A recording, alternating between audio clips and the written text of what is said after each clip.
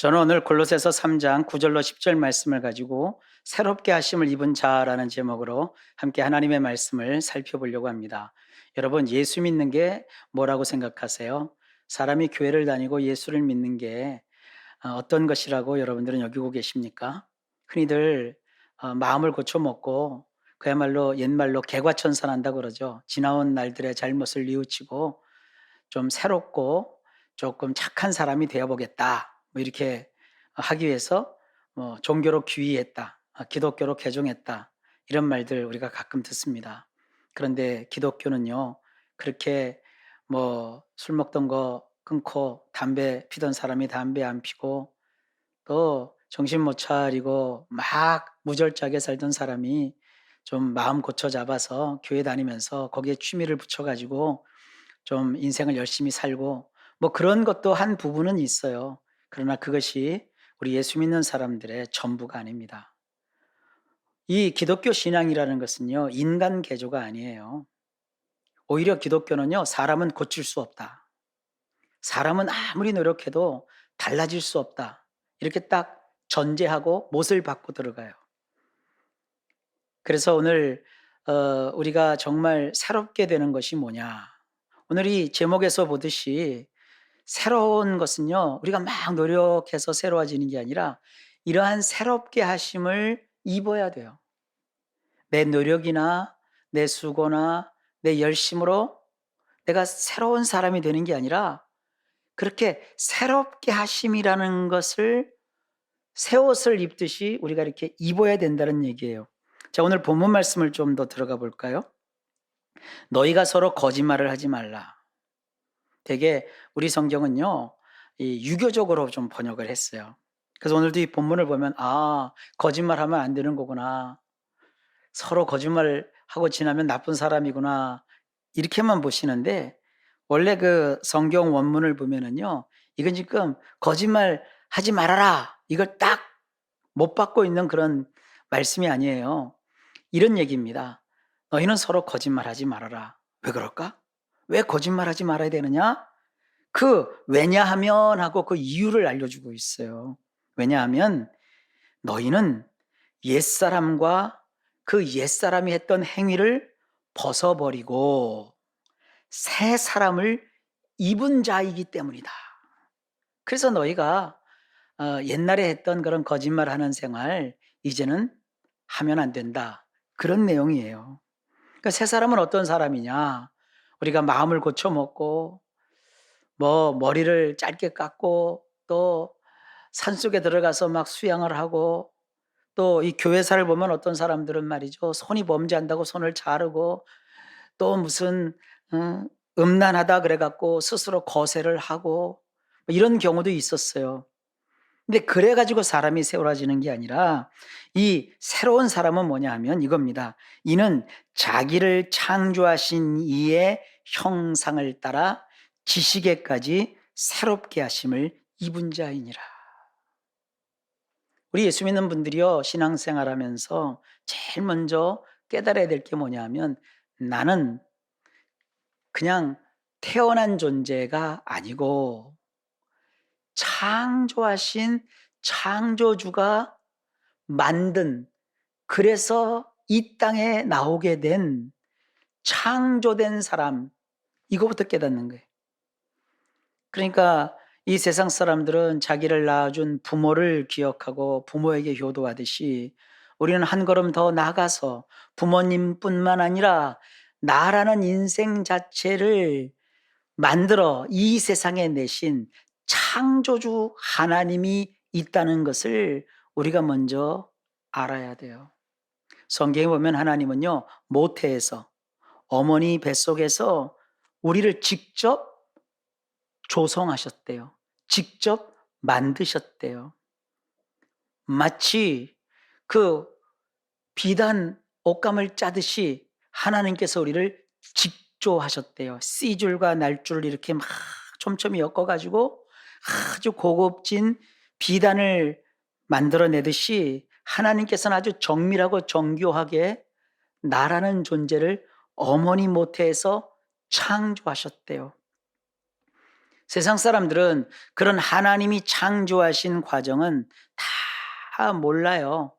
기억 안 하고, 그리고 그것은 아예 싹 모른 채 하고 그저 나를 낳아주신 부모님 은혜만 생각하는데, 우리는 부모님의 은혜, 그것을 제가 과소평가하자는 얘기가 아니에요. 그 부모님의 은혜보다 조금 더, 아니 한창 더 큰 나를 지으시고 창조하신 하나님의 은혜가 있다는 거예요. 그래서 이 창조자의 손길을 우리가 기억하는 것이 신앙의 첫 출발이기도 합니다. 그런데 우리는 뭐냐? 이 창조자가 가지신 그 모습, 창조자가 가지신 그 형상을 따라 우리의 지식에까지 새롭게 하심을 입은 차례예요. 자, 요 말씀을 좀 더 구체적으로 볼까요? 우리는 옛사람을 벗어버린 자라고 했죠. 그래서 이 옛사람이라고 할 때 이 옛이라는 뜻은요, 시간이 오래 지난 것, 구식, 뭐 그런 거예요. 우리가 이 땅 태어날 때 가지고 나온 우리의 그 몸과 그 몸을 가지고 지금껏 살아왔던 그러한 모든 삶의 방식이 바로 이 옛사람이라고 표현한 이 말씀에 해당하고요. 그리고 옛사람은요, 뭐를 하느냐? 행위가 있어요. 이 행위를 프락시스라고 하는데, 이것은 그 나면서 가지고 나온 그 몸과 타고난 기질과 성격과 여러 그 경험 속에서 나름대로 자기에게 익숙해진 습관이 있고요. 자기 나름대로의 행동의 방식이 있거든요. 그거를 뜻하는 단어예요. 여러분, 밥하고 국을 이렇게 놓고 먹더라도 사람 습관이 달라요. 어떤 사람은 밥과 국을 따로따로 먹고, 어떤 사람은 밥과 국을 같이, 그러니까 국하고 밥이 나면 언제나 밥을 국에다 말아서 먹는 사람도 있고요. 또 국을 먹을 때도 방법이 각자의 습관 따라 취향 따라 달라요. 어떤 사람은 건더기만 먼저 건져 먹는 사람이 있고, 어떤 사람은 국물부터 마시는 사람이 있어요. 이러한 것들을 프락시스, 행위라고 하는 거예요. 나면서부터 지금까지 내가 살아오면서 익숙한, 그리고 내가 취했던 그러한 습관과 행동 양식, 그것을 벗어버리고 그랬어요. 그래서 이 벗어버린다는 얘기는요, 그 문법적으로 보면 부정과거형이 쓰였거든요. 이 부정과거는 뭐냐면요, 이런 거예요. 언젠가는 완전히 이 옛사람과 옛사람 속에 들어있는 행위를 벗어버릴 거예요. 근데 아직은 다 벗은 게 아니에요. 근데 분명히 어느 정도의 기간이 지나면 이 옛사람과 그 행위는 완전히 벗는 것은 틀림없어요.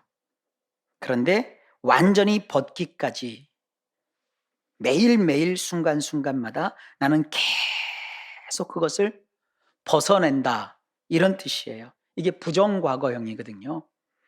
그러니까 예수 믿고 하루아침에 막 옛사람이 확, 옛생활이 확 달라지는 게 아니에요. 살아온 만큼의 세월이 있는데요, 그 살아온 만큼의 세월 이상 가는 시간이 이 지금껏 익숙한 습관을 고치고 새롭게 하는데 들어가요. 그러니까 어느 사람이 갑자기 예수를 믿고 뭐 그냥 싹 달라지지 않았다고 해서 그거 여러분 염려할 것 없어요. 사람이 작심하고 어떤 분이 담배를 끊었대요. 이제 담배 끊었구나. 기분 좋다. 교회에서 간증까지 했어요. 근데 웃긴 게요, 간증을 하고 나니까 그 끊었던 담배가 다시 생각나더래요. 그래 갖고 집에 돌아가 갖고 다시 어떻게 갖고 담배를 또 어떻게 해서 폈대요. 그래 갖고 또 거기서 '내가 또 거짓말을 했구나.' 양심의 또 가책을 느꼈대요. 여러분, 그거요, 그렇게 하시지 마세요. 아니 여지껏 그렇게 담배를 즐겨 폈던 습관이 하루아침에 그냥 싹 다 없어지겠나요? 물론 담배 끊어서 완전히 금연하신 분들 말씀 들어보면 담배는 천천히 못 끊는다 하더라고요. 끊으려면 확 끊어야 된대요. 뭐 확 끊든 뭐 천천히 끊든, 여러분, 그것은 시간이 걸린다는 얘기예요. 술도 역시 마찬가지고 이 세상 모든 것이 다 그래요. 그러니까 자꾸 여러분들이 여러분들의 행동 바뀌는 걸 가지고 내 신앙이 좋아졌느냐 나빠졌느냐 그걸 따질 이유가 하나도 없으십니다. 그다음에 여기서 새 사람이라고 번역을 했잖아요. 우리 성경에는 새 사람이라고 그냥 굳이 번역을 했는데 그냥 원문에 보면 새롭다 이렇게 번역이 할 수 있도록 새롭다라는 단어만 표현되어 있어요. 이 새롭다는 것을 네오스라고 하는데 이것은 최신 것, 아주 신선한 것 그걸 뜻해요. 그러니까 우리는 그 옛사람과 옛사람에게 속한 행위를 순간순간 하여간 평생 벗어 버려야 돼요. 왜냐? 우리에게는 이제 새 사람이 생긴 거예요. 새롭게 함이 우리에게 생겼다는 얘기예요. 제가 이것을 준비하면서 좀 잘 이해할 수 있는 무슨 사진이나 그림이 있나 한번 이렇게 찾아봤어요. 그랬더니 하나가 있더라고요. 내가 거울을 지금 봤는데 내 모습이 아니라 아기가 거기 딱 보이는 거예요. 예, 그런 거예요. 이렇게 새로운 아기와 같은 새로운 모습이 예수를 믿는 순간 내 안에 생기는 거예요. 여러분, 아기와 어른, 아기는 아직 부족한 게 많아요. 아기는요, 습관 들이기 나름이에요. 어른은 이미 고질화돼서 자기 안에 익숙한 습성을 못 바꿔요. 바꾸려고 노력하고 부단히 애를 써야 조금씩 바뀌는 듯해요. 그러다가도 다시 또 튀어나오고 그래요. 그러니까 그렇게 바뀌지 않는 여러분의 그 옛사람 그 모습을 바꾸려고 하지 마시고 예수를 믿으면 그 순간에 여러분 속에 새롭게 태어난 그 아기 같은 그 새 사람을 여러분들 관심을 가지시고 그 사람이 성장할 수 있도록 온갖 노력을 다 하셔야 합니다. 그게 바로 제가 계속 말하고 있는 예담기입니다. 여기 입었다는 말이 있잖아요. 옛사람은 벗고 새사람은 입는다 그랬잖아요. 자, 이 입었다는 말도 역시 부정과거형으로 되어 있어요. 그러니까 완전히 언젠가는 다 입을 거예요. 완전한 새사람, 100% 완벽한 새사람이 될 거예요. 100% 옛사람을 다 벗어 없애버리고 완전한 새사람이 되는 그 순간이 올 거예요. 물론 이 지상에서는 안 되지만 자주간 그것이 온다는 거예요. 근데 그때까지 어떤 일이 벌어지느냐? 계속 순간 입어야 된다는 거예요. 이 새 사람의 그 새로움을 계속 입어야 된다는 거예요. 이 새로운 것, 이 새 사람의 특성을 성경은 이렇게 말해요. 그 새 사람은 창조주의 형상을 가졌대요. 이 형상이라는 말은요, 보통 우리가 아이콘 그러잖아요. 그 아이콘이 헬라어에서 온 거예요. 헬라어에서는요, 아이콘이라고 하지 않고 에이콘이라고 합니다. 에이콘. 이건 뭐냐면 꼭 닮은 꼴이에요. 되게 아이콘 이렇게 만든 거 보면 말이죠. 어떠한 그 캐릭터의 특성을 살렸잖아요. 그래서 아주 재밌고 아주 앙증맞고 귀엽고 그러잖아요. 그런 그 막 느낌이 있죠. 그런 게 바로 여기 에이콘이라는 거예요. 우리가 창조주 하나님이 되는 건 아니에요. 그런데 우리 속에 새롭게 형성된 새롭게 태어난 우리 성경어는 새 사람, 성경대로면 그냥 네오스. 이 새 것은요 뭐냐면 창조주를 닮아도 너무너무 닮았어요. 얼만큼 닮았느냐? 꼭 닮았어요. 아주 창조주와 똑 닮은 그런 모양새가 이 새 사람이 가지고 있는 모습이에요. 이미지라는 거예요. 그러니까 여러분 속에는 예수를 믿으면요. 창조주, 여러분을 그 모태에서 지으신 그 창조주의 이미지, 창조주의 아이콘, 창조주의 그 놀라운 모습이 그 아기 된, 새롭게 태어난 아기 된 여러분 속에 있다고요. 놀랍지 않습니까? 여기 보면 지식에까지 새롭게 하심을 입었다 그랬는데 이 지식이라는 것은 뭐냐면요. 우리가 책을 통해서 배우고 익히고 하는 그런 지식이기보다는요. 이 생각하는 거, 사고한다고 그러죠. 그리고 인식하는 거, 뭔가 이렇게 아는 거 있잖아요. 그리고 뭔가 이렇게 판단하는 거, 무엇을 봤을 때 아하 하고 이해하는 거. 이런 걸 다 통틀어서 포괄하는 그런 용어예요. 이걸 에피그노시스라고 하는데, 이 에피그노시스라고 하는 것은요, 지식이라는 단어로 번역하기엔 너무나도 폭이 커요. 그러니까 이것은 뭐냐면 우리가 하고 있는 일체의 정신적인 작용.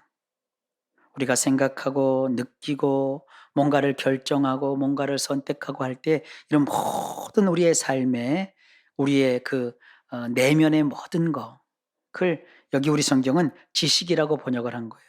그 모든 것에까지 새롭게 하심을 입었대요. 여기서 이 새롭게 하심을 입었다라는 말도 아주 중요한데요. 이것은요, 시간이 지나면 지날수록 오래된, 그래서 구식이 되는, 구형이 되는 그런 것이 아니라, 참 놀랍게도요, 세월이 지날수록 더욱더 새로워지는 거예요. 세월이 지날수록 더욱더 신선해지는 거예요. 세상에 이런 게 어딨나 싶죠? 네, 그런 것이 예수를 믿어서 여러분에게 생긴 새 사람 속에 있대요. 그러니까 예수를 믿으면 이런 일이 벌어져요. 고린도서 4장 16절이거든요. 거기 보면 그러므로 우리가 낙심하지 아니하노니 겉사람은 후패하나 우리의 속은 날로 새롭도다. 날이 갈수록 더욱더 새로워진대요. 여러분, 육신을 가지고만 인생 살면 나이 드시면 대개 하는 소리가 뭐예요? 아우, 이제 난 늙었어. 늙었으니까 이제 끝이야. 뭐 옛날 같지 않아. 총기도 사라지고 이제 나 이제 죽을 날만 남았나 봐. 자꾸 스스로 자조하고 자꾸 스스로 포기하고 자기를 괴롭게 하더라고요. 여러분, 그렇게 하지 마세요. 여러분은 예수를 믿으면 그 속에 새 사람이 있는데 이 새 사람은요, 나이 갈수록 새로워져요. 날로 새로워져요. 아니, 그런 날로 새로워지는, 정말 이것은요, 청춘들 이제 막 예수 믿은 지 1년 2년 된, 만약에 10대가 있고 20대가 있다고 칩시다. 그 사람들보다 내가 예수를 80에 믿었어요. 이 80에 믿은 내가 더 젊고 더 어리고 더 새롭고 더 맑고 더 밝고, 이렇게 생각하시면 돼요. 이 세상 나이는요, 날이 갈수록 이렇게 자꾸 들고 나이가 들수록 구식이 되고 늙고 막 이렇게 되는데, 예수 안에서 태어난 이 세 사람은요, 시간이 지나면 시간이 지날수록 그 안에 성숙해 가고 성장해 가면서 더욱더 새로워져요. 이 은혜를 받잖아요. 그러면요, 예수 믿은 지 30년이 되고 40년이 되는데 대화해 보면 어린아이 같아요. 아주 순수하고 맑고 어쩜 그렇게 생각하는 것이 신선하고 새롭고, 이 세상에 뭐 유행어를 만들면서 우리는 신세대다 하는 사람들보다 더 앞서가고, 이런 마음이 우리 속에 있어요. 다 예수 믿으면 그런 것이 우리 속에 생기는 거예요. 우리 교회도 연세 드신 분들이 꽤 되시는데 혹시 이 예배에 이 설교를 듣고 계신다면 생각하세요. 아, 예수를 믿으니까 내가 우리 집에 있는 그 어떤 자녀들보다, 심지어 손주 손녀보다 내가 더 새로워지고 있다. 내가 젊다. 그런 마음 가지시고 하나님께 감사하시면서 밝고 기쁘게 살아가시기를 바랍니다.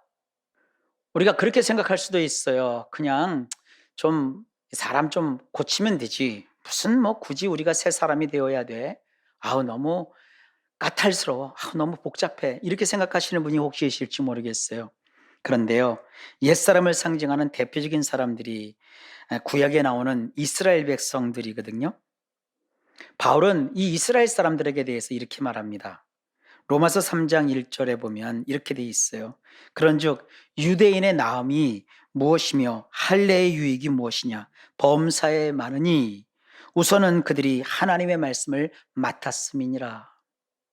바울은 이스라엘 사람들이 굉장히 하나님 앞에서 좋은 것들을 많이 가지고 있다, 이렇게 얘기를 해요. 다른 사람들보다 빼어나고 뛰어나다, 이렇게 얘기하는데, 그러면서 그들은 다른 족속과는 다르게 하나님의 그 택하신 자들로서 할례도 받았고 그리고 그 무엇보다도 하나님의 말씀을 직접 모세를 통해서 받은 자들이다. 이렇게 그들을 추켜 세우죠. 그런데요, 이 사람들은요, 이런 것 때문에 자부심이 굉장히 강했어요. 하나님께서 이스라엘을 이렇게 모든 민족 가운데서 특별하게 뽑으시고 세우셔서 하나님의 백성으로 삼으신 이유가 뭘까요? 그들에게 다른 민족에게는 말씀하지 않은 할례도 행하라고 하고 다른 족속들에게는 주지 않은 하나님의 율법, 하나님의 말씀을 직접 주시면서까지 그들을 정말 뛰어난 민족으로 삼으신 그 이유가 뭘까요? 그들이 잘나서 그랬을까요? 성경은 그렇게 말하고 있지 않습니다. 그들을 선택하시면서 말씀을 주실 때 우리 하나님께서 이렇게 말씀하십니다. 출애굽기 19장 5절로부터 보면 이렇게 돼 있어요. 세계가 다 내게 속하였나니 너희가 내 말을 잘 듣고 내 언약을 지키면 너희는 모든 민족 중에서 내 소유가 되겠고 너희가 내게 대하여 제사장 나라가 되며 거룩한 백성이 되리라. 자, 이 말씀을요, 축약해서 설명하면 이런 겁니다. 여기 나오는 이 제사장 나라라고 하는 것은요, 이 세상 모든 나라에 하나님의 선하심과 인자하심을 그들이 사는 삶을 통해서 보여주면서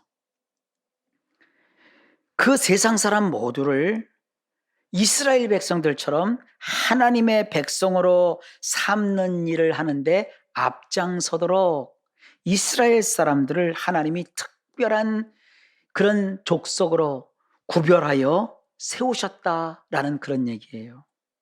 그러니까 그들이 잘나서 뭔가 특출나서 뽑아 세운 것이 아니라 그들을 통해 하나님께서 하나님을 믿는 자는 이런 행복을 누린다. 하나님을 믿는 사람은 이렇게 좋다. 하나님을 믿는 사람에겐 이러한 놀라운 축복이 평생 지속된다.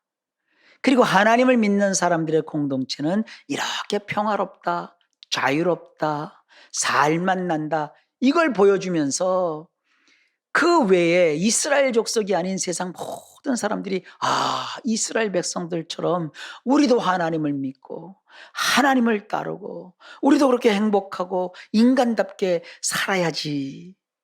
이런 영향을 끼치라고 이스라엘을 세운 거거든요. 근데 이스라엘이 그 일을 했습니까? 이스라엘은 그렇게 하지 못했어요. 그들은요, 오히려 위로는 하나님을 등지고 하나님 대신에 우상을 만들어서 그것을 하나님이라고 하면서 미친 듯이 숭배했고요. 땅으로는 자기들이 하나님의 선택을 받은 선민이라는 특권 의식을 가지고 다른 민족, 다른 나라 모든 족속들을 이방인이라고 하면서 멸시하고 천대했습니다. 하나님이 이스라엘을 많은 민족 가운데 먼저 특별히 뽑으신 이유는요, 이스라엘은요 일종의 선발대예요. 그리고 이스라엘은 하나님이 보여주시고자 하시는 어떤 시계이고요, 달력이고요, 그리고 신호였어요. 그러니까 세상 모든 사람들이 시범적으로 이스라엘을 보면서 하나님을 믿으면 저렇게 되는 거구나. 죄로 인해 타락했던 인류, 이렇게 정말 우상에 빠진 우리 인간이 이스라엘을 보면서 저렇게 살면 되는 거구나. 그러면서 하나님께서 원하셨던 일이 뭐냐 하면 그러한 분위기가 이스라엘을 통해서 이 땅의 조성이 되면 하나님께서는요 그들 삶 가운데 들어오셔서 그 옛날 에덴 동산에서 선선할 때 그 동산을 거니시면서 아담과 하와가 살던 그곳에 오셔서 함께 지냈던 것처럼 인간과 함께 지내고자 하는 것이 하나님의 소원이고 하나님의 뜻이거든요. 창세기부터 요한계시록까지 인간을 향한 하나님의 뜻은 하나예요. 그것이 뭐냐? 쉐키나라고 해요. 이 쉐키나라는 말은요, 이 쉐키나라는 것은 거기 산다, 거주한다 이런 뜻이고요. 나라는 것은 그야말로 1인칭, 나라는 뜻이에요. 그래서 쉐키나라고 하는 것은 하나님이 말씀하시는 거예요. 내가 그 인간들과 함께 산다. 인간들과 함께 살겠다. 그것이 쉐키나라는 이 히브리어가 갖고 있는 뜻이에요. 하나님은요 성경 곳곳에서 이렇게 말하고 있습니다. 레위기 26장 12절 말씀에 보면 나는 너희 중에 행하여 너희 하나님이 되고 너희는 나의 백성이 될 것이라. 예레미야 31장 1절에도 보면은요, 나 여호와가 말하노라. 그때 내가 이스라엘 모든 가족의 하나님이 되고 그들은 내 백성이 되리라. 요한계시록 21장 3절에 보면 내가 들으니 보좌에서 큰 음성이 나서 가로되 보라 하나님의 장막이 사람들과 함께 있음에 하나님이 저희와 함께 거하시리니 저희는 하나님이 백성이 되고 하나님은 친히 저희와 함께 계셔서 그랬어요. 우리가 이 성경을 잘 모르면 자꾸 착각을 할 때가 있어요. 아, 예수 믿다가 죽으면 천국 가고 개별적으로 천국 가서 그냥 아주 호화롭게 나 혼자 편안하게 사는구나 이렇게 생각들을 하시는데 그런 것은요 이 도교에서나 볼 수 있는 이 무릉도원 개념이거든요. 이 무릉도원은 우리가 가야 될 천국의 모습이 아니에요. 그냥 동양 사람들의 상상 속에 나라를 펴고 인간들이 사는 세상이 이랬으면 좋겠다 하고 꿈꾸는 이상향이지 하나님이 말씀하시는 천국은 그런 것이 아니에요. 우리가 예수 믿고 구원받는다는 것은요. 쉽게 얘기하면 나 혼자만 천국 간다 그런 게 아니라 하나님의 가족이 되는 거예요. 예수를 믿고 구원을 받음으로써 하나님의 가족이 되는 거예요. 예수님은 그러한 우리를 하나님의 가족으로 삼으시고 함께 사시기 위해서 저 천국 어딘가에다가 특별한 구역을 정해 놓으시고 거기에서 우리를 위해서 거처를 지금 계속 완성하고 계세요. 그 거처 짓는 것을 다 마치시고 완공하시면 우리를 다시 데리러 이 땅에 오신다고 약속까지 하셨어요. 그러니까 천국은 나 혼자 가서 나 혼자 사는 게 아니에요. 나 혼자 면류관 쓰고 나 혼자 뭐 편하게 살고 그게 아니에요. 천국은 하나님이 예수님으로 말미암아 구원한 모든 사람 속에 하나님이 함께 사시는 거예요. 그 천국에는 이 땅에서 우리가 막 아웅다웅 바둥바둥 이러면서 사는 어떤 경쟁, 서로가 반목하고 질식하며 원수를 맺고 싸우고 다투고 빼앗고 과시하고 무슨 벼락부자니 벼락거지니 막 뒤숭숭하고 그런 것이 없어요. 하나님이 다스리고 하나님이 통치하시기 때문에 모두가 행복하고 모두가 즐겁고 모두가 사랑스럽고 정말 하나님의 영광이 비추고 하나님은 그 인간들 속에 함께 거하시면서 영원히 떠나지 않는 이런 것이 우리가 꿈꾸고 바라보는 구원의 완성된 모습입니다. 이러한 구원으로 이루어지는 하나님의 가족에 우리가 합류하기 위한 방법은 오직 하나예요. 이 땅에서 전하는 예수님의 십자가 구원의 복음을 듣고 그 복음을 우리 마음에서 받아들여 깨닫고 그리고 그 복음으로 말미암아 이루어질 그 구원과 그 구원을 위해서 이 땅에 오셔서 죽으시고 부활하신 예수 그리스도를 나의 인생의 주님으로 나의 인생의 구세주로 마음을 열어 오십시오. 내가 예수님을 받아들입니다. 이렇게 영접하는 이런 믿음의 행위를 통해 하나님은 그 사람을 개별적으로 하나님의 자녀로 부르시는 거예요. 그래서 결국 우리가 해야 되고 우리가 들어가야 될 것은 뭐냐? 하나님의 형성하신 가족 속으로 들어가는 거예요. 예수를 믿는 것은 뭐냐면 세상에 화목한 가족이 있듯이 하나님의 영원한 행복이 있는 하나님의 가족이 되는 거예요. 이렇게 하나님의 가족이 된 그 사람을 가리켜서 우리는 새 사람이라고 하는 거예요. 하나님은 이스라엘 사람들처럼 그렇게 선민의식에 자기 잘났다고 하고 막 하나님을 대신하여 우상을 만들어 놓고 뭐 하나님께 미안했든지 어땠든지 우상을 만들어 놓고 만들지 말는 우상을 만들어 놓고 우상의 이름은 또 여호와, 우상의 이름을 또 하나님이라고 줘놓고 하나님은 안 보이니까 없고 우리는 보이는 우리 하나님을 만들었으니까 이분이 하나님이다, 이것이 하나님이다 이러면서 그렇게 그 우상을 따랐다고요. 이러한 이스라엘 사람들이 만드는 그런 세상 공동체에는 하나님께서 함께 하실 수가 없는 거예요. 하나님이 함께 살려고 택한 자들이 하나님에게서 멀리 떨어져서 하나님을 사칭하고 있었어요. 그것이 바로 옛사람을 대표하고 상징하는 이스라엘 사람의 모습이에요. 그러한 그들에게 하나님께서는 끊임없이 선지자들을 보내면서 돌아오라, 돌아오라 그렇게 말씀하셔요. 그런데도 그들은 목이 뻣뻣하고 그리고 고개를 번쩍 들으면서 아주 우리는 싫다, 아니다, 아니다. 하나님을 향하여 아닙니다, 아닙니다 이러면서 계속해서 우상을 미친 듯이 만들어 섬겼고 세상 사람보다 더 악한 짓을 했고 하나님이 가장 싫어하고 조심시킨 가난한 자를 멸시하고 힘없는 자를 억누르는 죄악을 자행했습니다. 악을 행하면서도 겉으로는 굉장한 신앙을 가진 것처럼 위선을 떠는 그들을 향해 하나님께서는요 정말이지 치를 떠시면서 이렇게까지 말씀을 하세요. 이사야 1장 11절로 15절입니다. 여호와께서 말씀하시되 너희의 무수한 재물이 내게 무엇이 유익하뇨? 나는 순양의 번제와 살찐 짐승의 기름에 배불렀고 나는 숫송아지나 어린 양이나 순염소의 피를 기뻐하지 아니하노라. 이것은요 구약의 창세기, 출애굽기, 레위기, 민수기, 신명기, 모세 오경에서 무수히 강조한 갖가지 제사법이거든요. 이스라엘 신앙이 어떻게 보면 모든 것이거든요. 그런데 하나님이 그런 것을 이제 하나도 기뻐하지 않는다고 딱 잘라 말하시면서 폭탄 선언을 하고 계신 거예요. 그러면서 이렇게 말씀합니다. 너희가 내 앞에 보이러 오니 이것을 누가 너희에게 요구하였느냐?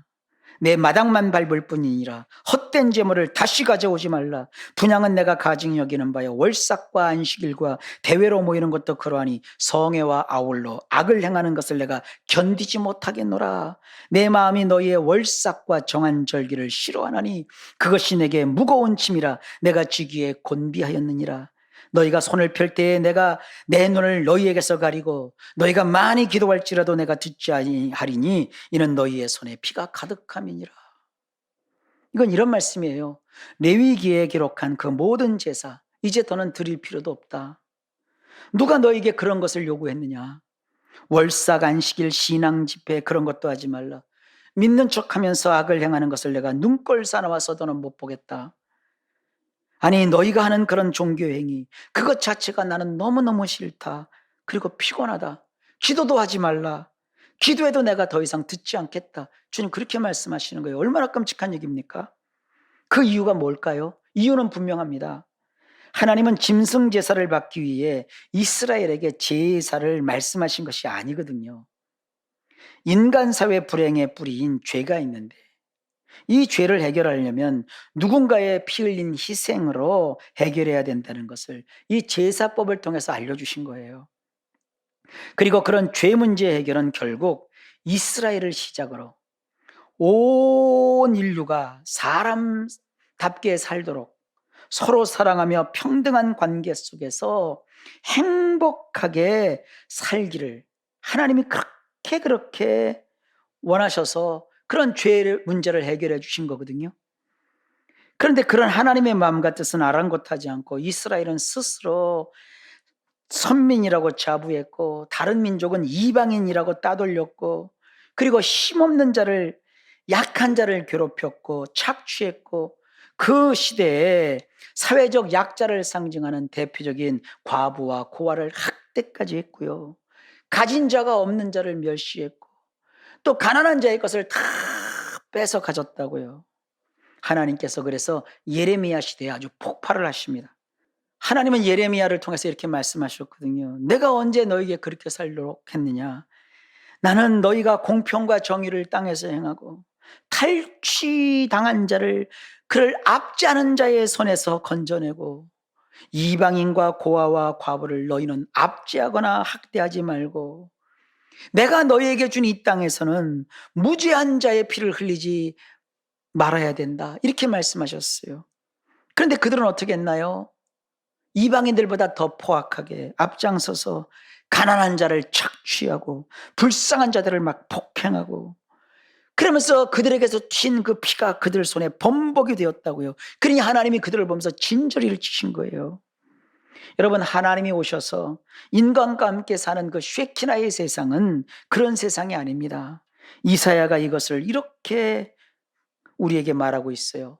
그때가 되면 이리가 어린 양과 함께 거하며 표범이 어린 염소와 함께 누우며 송아지와 어린 사자와 살찐 짐승이 함께 있어 어린아이에게 끌리며 암소와 곰이 함께 먹으며 그것들의 새끼가 함께 엎드리며 사자가 소처럼 풀을 먹을 것이며 젖 먹는 아기가 독사의 구멍에서 장난하며 젖된 어린 아기가 독사의 굴에 손을 넣을 것이라.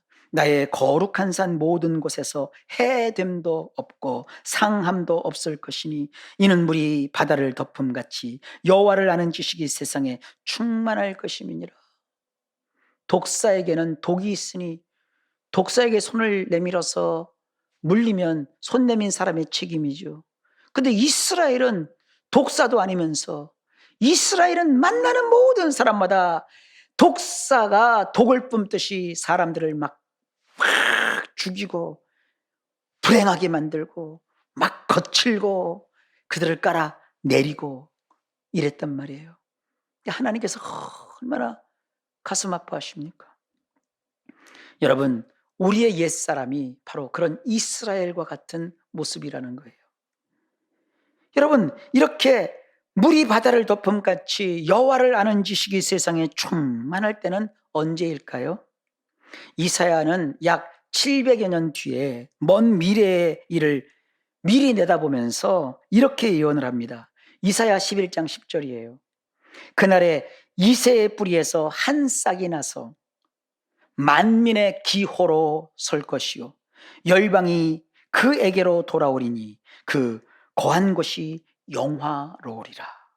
여러분 짐작하셨겠지만 바로 이새의 뿌리이신 예수 그리스도께서 이 땅에 오셔서 예수님이 오시면 그때부터 하나님이 인간에게 이제 내려오셔서 함께 지내는 시대가 시작된다는 얘기예요. 아직 하나님의 나라 천국이 우리에게는 하늘 소망으로 남아있지만 그 천국을 지금 이루고 계시고 우리가 가서 거할 거처를 만드시는 예수님께서 예수님을 대신한 다른 보혜사를 우리 속에 보내주셔서 구약의 성도들은 성령님이 들어갔다 나갔다 하셨지만 신약의 우리 성도들은 성령께서 우리의 마음 성전, 우리의 영 속에 들어오셔서 우리와 함께 떠나지 않고 거하시며 우리를 위하여 탄식하시고 우리가 마땅히 빌 바를 알지 못할 때도 우리를 위해서 간구하여 주시며 우리를 이끄시고 우리를 주도 면밀하게 살피시고 하나님의 능력으로 가득하게 하시는 그런 일을 하고 계십니다. 그러니까 우리가 옛사람으로서는 그 성령님과 동행할 수 없어요. 그래서 우리 속에 하나님께서 새 사람을 새롭게 만들어 우리 속에 두시고 우리 안에 아기가 된 그 새 사람, 아기처럼 온 그 만들어 탄생한 그 새 사람과 성령님이 계속 교제하고 교류하면서 우리에게서 점차 성장하는 이러한 모습을 우리가 그릴 수 있어요. 사랑하는 성도 여러분, 여러분이 느끼든지 느끼지 않든지 예수를 믿는 그 순간 성령님이 여러분 속에 오셨고 여러분 속에는 그 성령님과 함께 거하는 새 사람이 있다는 것을 잊지 마십시오. 여러분은 새로운 사람입니다. 옛사람이 지금 어떻게 살고 있고 옛사람의 그런 모습들이 정말 안 좋아 보여도 그 옛사람이 내 모습이다 생각하지 마시고 그 옛사람은 이제 벗어버리면 되는 거예요. 그것도 한꺼번에 벗질 못해요. 차차 계속 벗어버리면 되고 여러분 속에 있는 새 사람이 날로 새로워지는 그 새 사람이 있음을 알고 그 새 사람이 살아가는 방법을 익혀서 우리 새 사람으로 잘 살기를 바랍니다. 그래서 제가 이 설교를 준비해서 여러분에게 전하고 있는 거 아니겠습니까? 여러분 기억하십시오. 우리 예수 믿는 사람은요, 새 사람이 된 거고요. 새 사람으로서 이제 하나님과 함께 사는 쉐키나의 영광 속에 거하는 자들입니다. 이번 한 주간 여러분 어디에서 무엇을 하시든지 기억하십시오. 나는 이 옛사람만 있는 게 아니다. 옛사람은 날마다 조금씩 안 좋은 건 벗어 던질 것이고 날마다 새로워지는 날이 갈수록 더 신선해지는 이 새 사람이 내 안에 있고 그 새 사람이 내 안에 계신 성령님과 함께 날마다 말씀을 통해 말씀의 젖과 말씀의 양식을 먹으면서 성장하고 있다. 요것만 잘 기억하시길 바랍니다. 이번 한 주간 동안 하는 모든 일마다 하나님이 평강 주시고 형통하게 하시고 건강하게 하시고 안전하게 하시고 좋은 일이 넘치기를 우리 주 예수님의 이름으로 간절히 축복합니다.